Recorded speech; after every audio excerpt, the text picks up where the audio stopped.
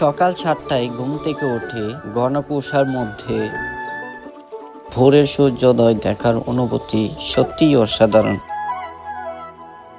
ঘুম থেকে উঠে দেখি রিমঝিম বৃষ্টির মতো কুয়াশা, শিশির ভেজা গাছগুলো যেন মুক্তমালা, মিষ্টি ঠান্ডা বাতাসে মনটা জুড়ে গেল। এবারে ধান ফলন মোটামুটি ভালো হলেও কিছু খারাপ দিক আছে। ভালো ফলন, ধানের গাছগুলো লম্বা হয়েছে, আর বাজারে তো কীটনাশকের দাম অনেক বেশি। এটা চাষিদের জন্য বড় চিন্তার বিষয়। তবুও ধান কাটার এই মুহূর্তটা গ্রামের সকল মানুষের এক আনন্দ সময়। বাংলাদেশের জাতীয় পাখির নাম কি? অনেকে বলে কাউয়া, কারণ হচ্ছে দোয়েল পাখি এখন আর দেখা নেই। যে দোয়েল আমাদের জাতীয় পাখি, দোয়েল এগুলো সবসময় দেখা যায় না। এই বছরের প্রথম একদিনই দেখলাম আজকে, এক বছরের ভিতরে আমি দেখি নাই।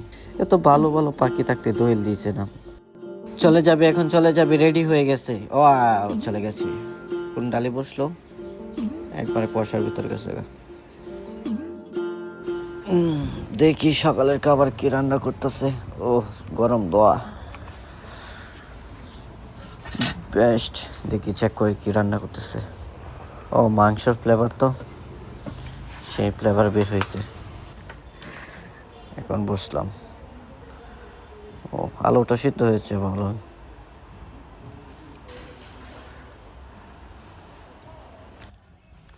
সূর্যের রশ্মিটি অনেক সুন্দর। সূর্যের রশ্মিটি অনেক সুন্দর।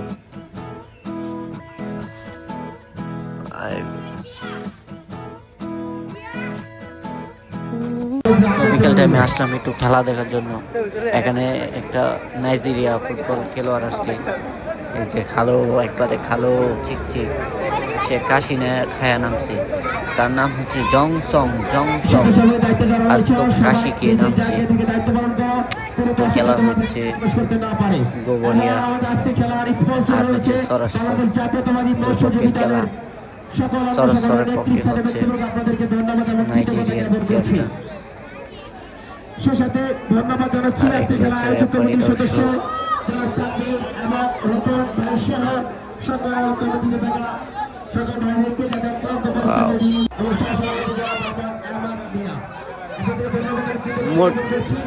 মোটামুটি দর্শক অনেক জমছে, ভালো জমছে।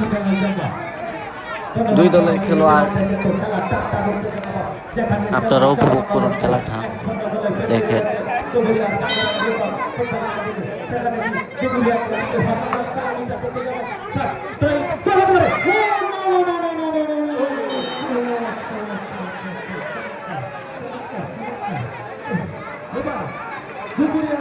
একটি টিম যেটা দুপুরের বিপক্ষে যে টিমটা পেয়েছে সরাসরি কিন্তু শক্তিশালী টিম রয়েছে। তাদের রয়েছে জনসন, আফ্রিকা মহাদেশে রয়েছে আলবা, শক্তিশালী টিম।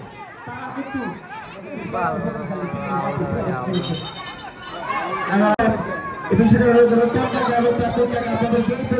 খেলার জন্য আপনাদের ব্যবস্থা সার্থক হয়েছে। আমাদের সম্মানিত প্রধান অতিথি জনাব শরীফুল আলম সিআইপি, তিনি আমাদের মাঝে উপস্থিত হয়েছেন এবং সুন্দর এবং আক্রমণাত্মক একটি ম্যাচ তিনি স্টেজে বসে উপভোগ করছেন। চলছে সরাসরি ফুটবল একাডেমির আক্রমণে, পাল্টা আক্রমণে রতন ফুটবল একাডেমি গোবরিয়া। জনসন, বাবা জনসন বেড়েছিলেন সেখান থেকে আলবার্ট। বাংলাদেশি এই উপজাতি প্লেয়ার বেড়েছিলেন, তবে জকি বান নাইন তার বিশ্বস্ত গ্লাস তিনি প্রস্তুত ছিলেন, কোনো বিপদ নয়। দায়িত্ব আছেন প্রত্যান্তরে মনির